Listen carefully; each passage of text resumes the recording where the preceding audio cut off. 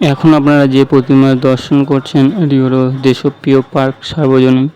এই দেশপ্রিয় পার্ক প্রতি বছরের ন্যায় এবছরও তাদের এক নতুন চিন্তাধারা, বড় কিছু আগের থেকে নতুন রূপে নতুন সাজে এই মণ্ডপ সেজে উঠেছে। দেখতে পাচ্ছেন অসাধারণ বড় একটি নৌকো এখানে তৈরি করা হয়েছে।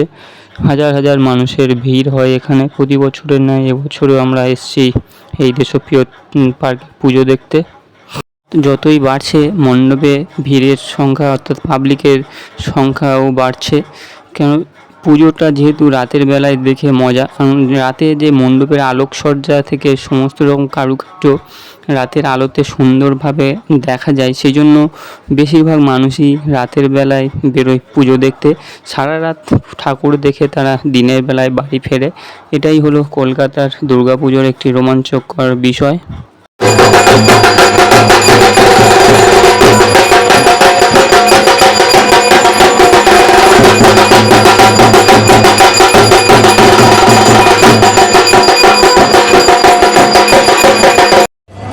এই দেশপ্রিয় পার্কে এত ভিড় হয় যে বছর সবথেকে বড় দুর্গা করেছিল সে বছর এখানে ভিড় সামলাতে নাজেহাল হয়ে যায়।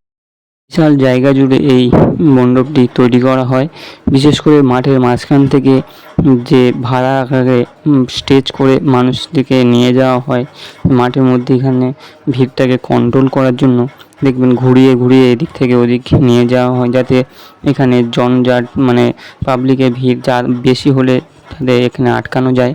তো welcome to my channel blog by Shantanu bro. প্রতিবারের মতো নিয়ে এসেছি একটি রোমাঞ্চকর ভিডিও। আজকে আমরা চলে এসেছি দেশপ্রিয় পার্ক। দেশপ্রিয় পার্কের সেই সুন্দর মণ্ডপ দর্শন করতে। আপনারা অবশ্যই আসবেন এবং দেখবেন এই দেশপ্রিয় পার্কের এই পুজো। তো চ্যানেলে নতুন হলে অবশ্যই চ্যানেলটিকে সাবস্ক্রাইব করবেন, যাতে আমরা এইরকম ভিডিও আরও আপলোড করতে পারি, আপনাদের সামনে তুলে ধরতে পারি। তো ভিডিও ভালো লাগলে লাইক কমেন্ট শেয়ার করতে ভুলবেন না। থ্যাংক ইউ সো মাচ সবাইকে। সবার পুজো ভালো কাটুক এবং আমরা আস্তে আস্তে মণ্ডপের ভিতরে প্রবেশ করব এবং মণ্ডপের ভিতরে যে কারুকার্য, সুন্দর মাতৃ প্রতিমা, মায়ের যে রূপ এবং তাছাড়া ঝাড়বাতি, এছাড়া মণ্ডপের ভিতরে ছোট ছোট কারুকার্যগুলো আমরা আজ তুলে ধরবো। চলুন আস্তে আস্তে এগিয়ে যাই।